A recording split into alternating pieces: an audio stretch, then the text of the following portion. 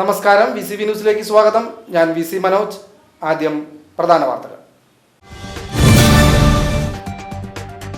അർദ്ധരാത്രിയിൽ വീട്ടിലെത്തി മോശമായി പെരുമാറിയെന്നാരോപിച്ച് വടക്കാഞ്ചേരി ചെറുതുരുത്തി പോലീസ് സ്റ്റേഷനുകളിലെ ആന്റി സോഷ്യൽ സ്ക്വാഡുമായി രൂക്ഷമായ വാക്കുതർക്കത്തിലേർപ്പെട്ട് Vallathol Nagar Congress president PA Shanavas.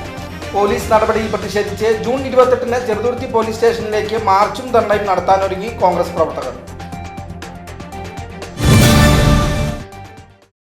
Shoranur railway സ്റ്റേഷനു സമീപമുള്ള തോട്ടിൽ അജ്ഞാത മൃതദേഹം കണ്ടെത്തി. ഏകദേശം 60 വയസ്സ് പ്രായം തോന്നിക്കുന്ന സ്ത്രീയുടെ മൃതദേഹമാണ് കണ്ടെത്തിയത്. ഷൊർണൂർ പോലീസ് മേൽ നടപടികൾ സ്വീകരിച്ചു. മൃതദേഹം തിരിച്ചറിയാനായിട്ടില്ല.